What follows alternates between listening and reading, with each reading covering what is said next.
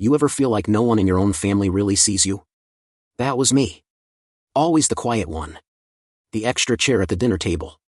The background voice they barely noticed. In a house full of big personalities, loud laughter, and bold opinions, I was invisible. My dad was a carpenter, rough hands, louder voice. He didn't believe in fancy education. Said real men worked with their hands and didn't waste time sitting behind desks writing papers. My mom was a nurse. Smart, but too exhausted from night shifts and paying bills to entertain things like dreams. If it didn't pay the rent or feed us, it wasn't worth talking about. My older brother Derek was the golden boy. Varsity football. Prom king. Every adult in the neighborhood knew his name. That Derek, he's going places, they'd say. And my younger sister Emily? Child genius. The kind of kid who won spelling bees at age 8 and coded her first app by 15. My parents used to joke that Emily would retire before she turned 30. And me? I loved reading. I'd get lost in thick legal thrillers and crime novels. While Derek threw parties and Emily aced every science fair, I was in my room reading case law on Reddit and dreaming of standing in a courtroom defending the truth. But no one noticed. When I first told them I wanted to become a lawyer, it was at a family dinner. I had just turned 18 and gotten an early acceptance into a pre-law program. I was shaking with excitement. I got in, I said softly. Law school. I'm starting in the fall. Silence. Then Derek laughed so hard he choked on his soda. You, he said, pointing his fork at me. You're gonna be a lawyer? My dad snorted. You mean the kind of lawyer who gets sued for being too slow? Even my mom chuckled. Sweetheart, we love you, but lawyers need to be aggressive, tough, you're too sensitive for that kind of life. I stared down at my plate. Mashed potatoes. Cold now. No one said congratulations. No one hugged me. No one even asked which school. They just carried on with dinner like I'd announced I was becoming a magician or joining a circus. But I didn't let that stop me. I worked 2 jobs that summer, one at a bookstore during the day, and one cleaning offices at night. I saved up every dime. My parents refused to co-sign a loan, saying, we don't support dreams that die in debt. So I found a small scholarship, moved out, and shared a cramped apartment with 2 roommates and 4 cockroaches that refused to pay rent. Law school wasn't what I expected. It was brutal. Endless readings. Professors who enjoyed making students cry. And classmates who all seemed like they had lawyer parents and private tutors. There were nights I questioned everything. Nights I sat in the library until 3 a.m., rereading the same case file for the 3rd time and wondering, am I even smart enough for this? But I kept going. What kept me alive were the small wins. Like the first time a professor said, excellent argument. Or when I won a mock trial, and one of the judges said I had presence. Those little moments were like gas in an empty tank. Just enough to keep me going. I didn't tell my family anything anymore. They never asked. When I passed the LSATs, they didn't know. When I got accepted into my dream law school for grad, they didn't know. When I graduated with honors, yep, you guessed it, they didn't know. They didn't even know I passed the bar. On my first try. To them, I was still the quiet one. Still the invisible one. The kid who went off to play pretend lawyer and would come home broke. Until the phone call came. It was 9:46 a.m. on a Tuesday when my phone rang. Mom flashed on the screen. I hadn't heard from her in months. I answered. Sweetheart, her voice was shaking. We need help. Your dad, he got involved in something. It's bad. I sat up straight. She told me everything. Or, at least, what she understood of it. Dad had invested $200,000, basically everything they had, into a business with some guy he met through a family friend. Guaranteed returns, they were promised. You'll triple your money in a year. Of course, that didn't happen. The guy vanished. The business was fake. The bank was calling. And the mortgage was now in question. They were weeks away from losing the house. I couldn't believe it. The same father who called me book smart but real dumb? The same man who told me I'd never make it as a lawyer, had been scammed by someone who used fake contracts and forged documents? And now they were asking me for help. I didn't say much on the call. Just, send me everything. Emails, letters, contracts, bank statements. I wanted it all. The documents arrived that evening. I skipped dinner, rolled up my sleeves, and dove into it like it was a bar exam. And right there, on page 6 of the contract, something jumped out at me. A name. A witness signature. But something was off. The witness didn't match the notary page. No ID records. No address. The guy didn't exist. My pulse quickened. This wasn't just a bad deal. This wasn't just some unlucky investment. This was fraud. The deeper I dug, the angrier I got. This wasn't just a shady business deal gone wrong, this was textbook fraud. The business partner my dad had trusted had created shell companies with recycled addresses. He used a notary public who had been disbarred 2 years ago. The witness had no ID, no address, no presence on any public record at all. This man had pulled the perfect con on someone like my father, a hard-working man who didn't ask too many questions and never read the fine print. But he made one mistake. He picked the wrong family. Because the invisible one in the corner? Yeah, I was a licensed attorney now. I knew I couldn't confront him directly. Scammers like that vanish the second they feel pressure. So I started from the ground up. First, I tracked down a paralegal friend from law school who owed me a favor. She helped me comb through local business registrations. We found 5 fake LLCs under different names, all using similar mailing addresses. Then I contacted one of my professors who specialized in civil litigation and told him what I'd found. You've got a strong case here, he said. But you'll need more than just documents. You'll need victims. So I posted discreetly in community forums, places where small business owners shared scam alerts and fraud stories. Within 2 days, I got 5 replies. 5 different families. Same guy. Same script. Different names on paper, but the signature style was identical. One elderly couple had lost their retirement savings. A single mom had lost her cafe.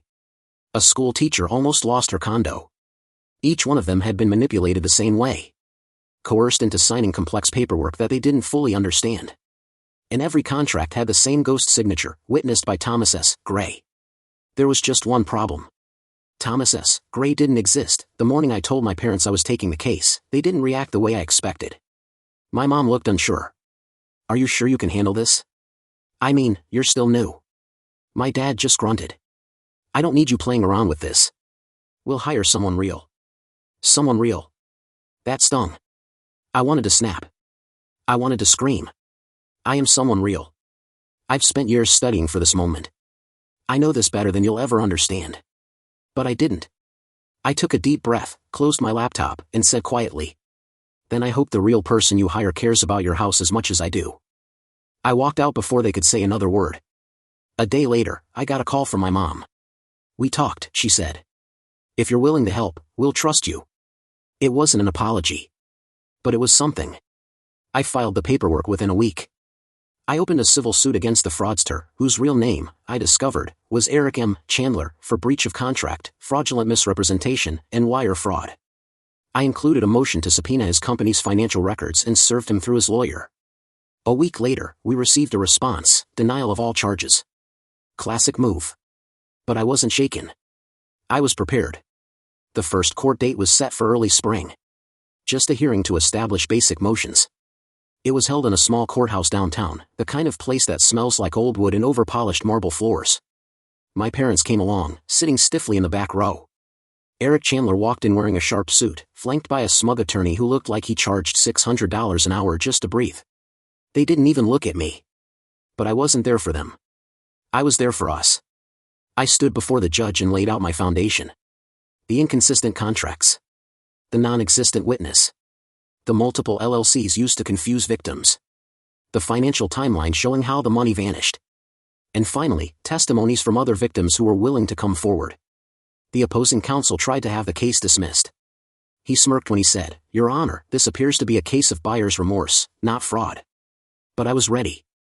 Your Honor, I replied, steady and clear, this isn't about bad business decisions.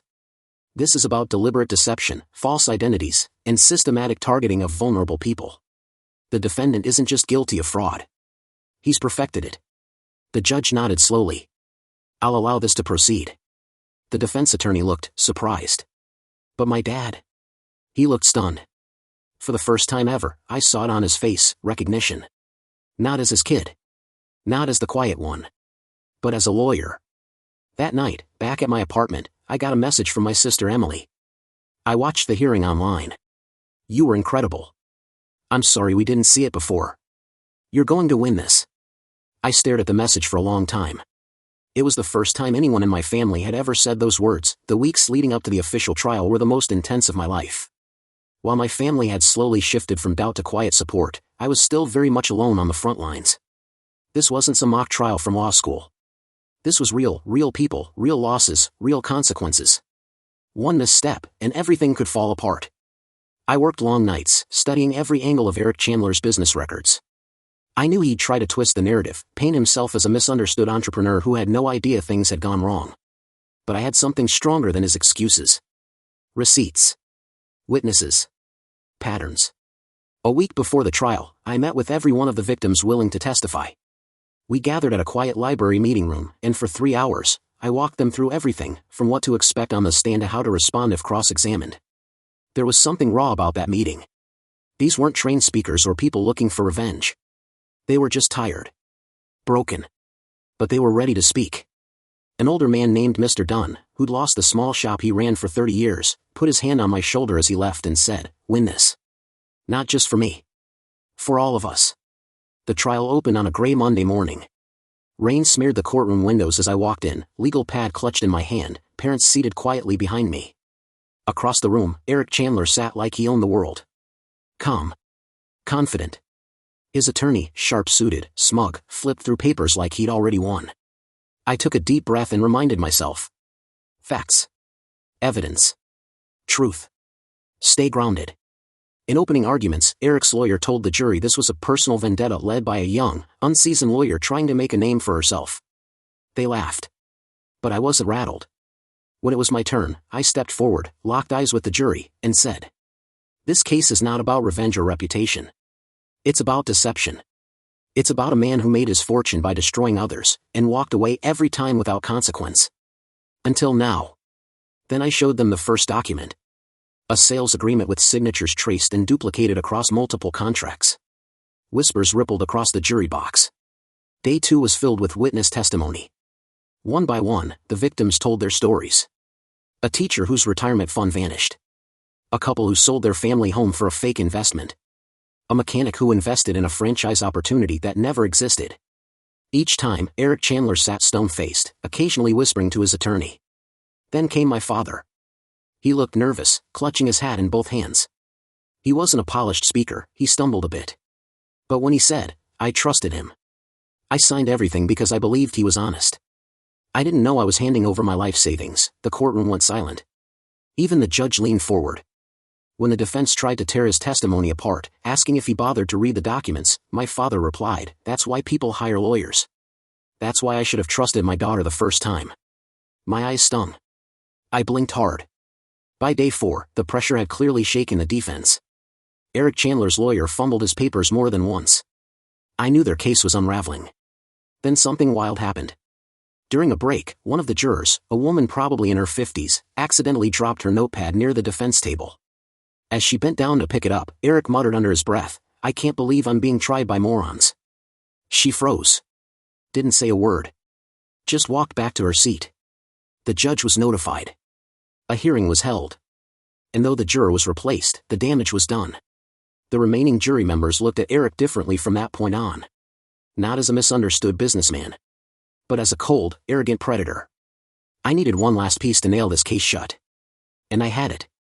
Remember Thomas S. Gray, the mysterious witness who signed all those documents? Well, guess what? He wasn't real. But the signature? It belonged to a real person. A homeless man whose ID had been stolen years ago. I tracked him down, paid for a hotel for the night, and brought him to court. He walked into that courtroom with trembling hands, eyes downcast, voice shaking. He said, "I never met Mr. Chandler. I never signed any business papers. I didn't even know someone used my name." Boom. Even Eric Chandler's attorney looked stunned. That night, I got home and collapsed onto my couch. My inbox had dozens of emails, congrats, media requests, and one from a legal nonprofit asking if I'd consider joining a class action investigation team. But the one that mattered most? A message from my dad. "You were right. I was wrong. You're not just a real lawyer. You're the best I've ever seen. And I'm proud of you." I stared at it until the screen dimmed. Then I cried. Not because of the case. But because, for the first time, my family saw me. And they believed in me. The trial was over, but the battle wasn't. Eric Chandler had been found guilty. The jury deliberated for only 2 hours before coming to a unanimous verdict. Fraud. Misrepresentation. Embezzlement. His business license was revoked, his assets frozen, and his name tarnished beyond repair. But that wasn't the part that made me feel like I was floating in the clouds. What hit me hardest was the quiet of the courtroom as the verdict was read. My father, who had spent years thinking his daughter wasn't capable of handling anything serious, sat there with tears in his eyes. My mother, once hesitant to believe in me, now had a look of awe. They finally understood what I was capable of, and, more importantly, they understood the years of hard work I had put in. It was a bittersweet victory. 2 days after the verdict, I was sitting in my small office, catching up on some paperwork when my phone rang. It was an unknown number. "Hello? Is this Marie Davis?" a smooth voice asked. "Yes, this is she." "Who's calling?" "This is Frank Cartwright. I'm with the legal department at Fortune Global Enterprises. We were impressed with your case. I'd like to talk to you about a potential job offer." I almost dropped the phone. "Wait, you're offering me a job?" "That's correct. We saw your ability in court. Your attention to detail and relentless pursuit of justice is something we value. We've got a position for you here in our litigation team. Would you be interested in discussing the terms?" It took me a minute to process what was happening. I had just won my first big case, and now I was being approached by a top-tier law firm. I'm honored. "Yes, of course. I'd love to hear more." We set up a meeting for the following week. The news spread quickly. My parents didn't know how to react at first. My mother called to congratulate me, her voice full of emotion, but her words felt different now. "I knew you had it in you," she said, though I could tell she was still in disbelief. My father didn't speak much, but when I told him about the job offer, I saw the smallest smile tug at the corners of his lips. "You did it, kid," he said quietly. "I never thought, but you did it. Proud of you." That was the moment I had been waiting for. Not just for him to acknowledge my victory, but for him to see me as an equal. Not just as his daughter who had gotten a degree, but as a lawyer capable of changing the world. That was what I had always wanted. But even then, things weren't perfect. The job offer from Fortune Global Enterprises was as close to a dream come true as I could have ever imagined. Their headquarters was in the heart of the city, a gleaming glass tower that screamed success. I was offered a starting position as a senior associate with a salary that made my eyes water. It wasn't just the money that appealed to me, though, it was the opportunity. This was the kind of firm that handled international cases, worked with billion-dollar companies, and had a reputation for taking on only the best. They wanted me to join their litigation department, which was exactly where I felt most at home. My mind raced as I imagined what I could accomplish. I had only just begun in my legal career, and already doors were opening in ways I had never dreamed possible. But the catch? I had to leave my hometown. And my family. I sat in my parents' living room, my heart racing. The job offer was everything I had worked for, but it meant leaving everything behind. My home. My family. My support system. My dad noticed my hesitation and took a deep breath. "I know what you're thinking," he said, his voice heavy. "You don't need us anymore. You've already made it." I shook my head. "It's not that. It's just. You're not afraid, are you?" he asked, a slight smirk tugging at his lips. I paused. Was I afraid? Yes. Yes, I am, I admitted. I'm afraid of leaving everything I've ever known. Afraid of failing when no one's there to catch me. He leaned back in his chair and smiled. "Kid, failure is part of the game. You've already shown us you can handle it. Don't let fear hold you back. Go. Take the job. You've earned it." That was all I needed to hear. I accepted the job offer. I packed my things, said my goodbyes, and left for the city. The apartment they offered me was in a sleek high-rise, everything ultra-modern and shiny. It felt unreal. The first day in the office was overwhelming. The pace was fast, the people were brilliant, and the cases were massive. But every challenge made me more excited. I was exactly where I was meant to be. Months passed. I settled into my new life, working long hours but loving every minute of it. I was thriving, building a reputation for myself as a sharp, efficient lawyer. One evening, after a particularly difficult case, I received a message from my mother. She told me she and my father were coming to visit. I hadn't seen them in months, and I could feel my heart racing at the thought of seeing them again. When they arrived, my father gave me a hug that felt like it had been years in the making. "I'm proud of you," he said, his voice thick with emotion.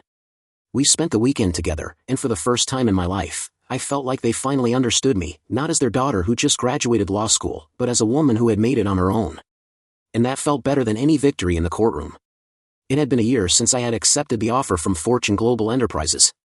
My life was a whirlwind of high-stakes cases, late-night strategy sessions, and more responsibilities than I could have ever anticipated. But there was one thing that remained constant: the feeling of being seen. I had climbed the ladder quickly, earning respect from colleagues and clients alike. But more importantly, I had gained a sense of peace within myself. I was no longer that young girl who had to fight for approval. I had earned it on my own terms. Yet, there were still moments when the weight of my past would settle on my shoulders. Despite everything I had accomplished, there were days when I wondered if my family would ever fully understand how much it cost to get here. One evening, after a particularly grueling case that had drained every ounce of my energy, my phone rang. It was my mother. I hesitated for a moment before answering. "Marie, sweetheart, how are you?" Her voice sounded softer than usual. "I'm good, just tired." "Work's been intense," I replied, collapsing onto the couch, rubbing my temples. "Well, we're coming to visit this weekend," she said with excitement in her voice. "Your father and I thought it was time for us to see how you're really doing. Your dad wants to take you to dinner. It's been too long since we've had a proper meal together." I smiled. There was something in her voice that told me this wasn't just about a visit. "That sounds great. I'll make some time for you both." The weekend arrived, and I was waiting anxiously in my apartment when I heard the knock at the door. I opened it, and there stood my parents, looking just like they always did, my father in his worn jacket and my mother with her soft, comforting smile. We hugged, and for a moment, it felt like the years of tension and distance had evaporated. It wasn't just the distance between us physically that had been hard, it was the emotional distance I had felt for so long. But now, it was different. I felt like we were standing on equal ground. We sat at a chic restaurant, surrounded by glass windows that looked out over the glittering skyline. The city was alive, buzzing with energy, just like me. But there was a sense of calm within me now, a stillness that hadn't existed before. My father looked at me across the table, a little hesitant. "You know, Marie, when you started your law school, I wasn't sure it was the right path for you. I thought you were chasing some pipe dream. I even tried to discourage you." I looked at him, surprised. I had never heard him admit this before. "But you proved me wrong," he continued, his voice thick with emotion. "I see now that you had something inside you that I didn't understand back then. Something stronger than I could ever imagine." I blinked back tears. "I didn't do this for approval, Dad. I did it for me." "I know," he said quietly. "But I want you to know I see you. And I'm proud of you. Not because you became a lawyer, but because you became someone who stood up for what she believed in. Someone who never backed down, no matter the cost." My mother reached over and squeezed my hand. "We're both proud of you, sweetheart." For the first time in my life, I didn't feel like I had to prove myself to anyone, not my family, not my colleagues, not even myself. I had already done that. And now, I could finally let myself breathe. The next few months were a blur of new projects and opportunities. But then, an unexpected email landed in my inbox, one that would change everything. It was from the managing partner at Fortune Global Enterprises. "Marie, I've been following your work, and we're extremely impressed with your growth here. We'd like to discuss an opportunity for you to lead a new high-profile case involving one of our major international clients. This could be your chance to step into a leadership role within the firm." I read the email again, disbelief settling over me. I had worked hard to get to this point, but a leadership role? I hadn't even considered that possibility. The email made it clear, this was my moment to prove that I belonged, not just in the firm, but in the legal world. I didn't hesitate. I replied, accepting the offer to take on the case. Leading the case was a game-changer for me. It was a massive, complicated lawsuit involving an international corporation and one of the biggest mergers in the tech industry. The stakes were higher than I'd ever faced before, but I was ready. I had a team of lawyers and experts supporting me, but it was my strategies, my vision, and my ability to keep everything moving forward that became the key to our success. We won the case, securing a deal worth over $2 billion for the company. The press coverage was extensive, and my name was all over the headlines.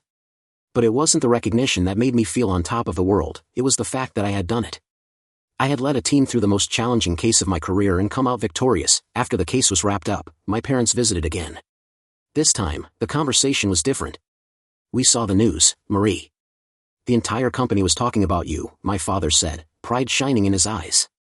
"I didn't think I'd ever see the day when I'd be so proud of what you've accomplished. You're more than just a lawyer. You're a force." It was then that I realized how much I had changed, not just in my career, but in my heart. This was the moment I had been waiting for. My family finally believed in me, not just because I won cases, but because I had proven my worth through sheer determination and heart. It wasn't the law degree or the big firms that had made me who I was. It was my journey. the years of doubt, the loneliness, the fight for my place, those were the things that had shaped me. As I sat there with my family, smiling, laughing, and talking about the future, I realized that everything had come full circle. I had taken the long road.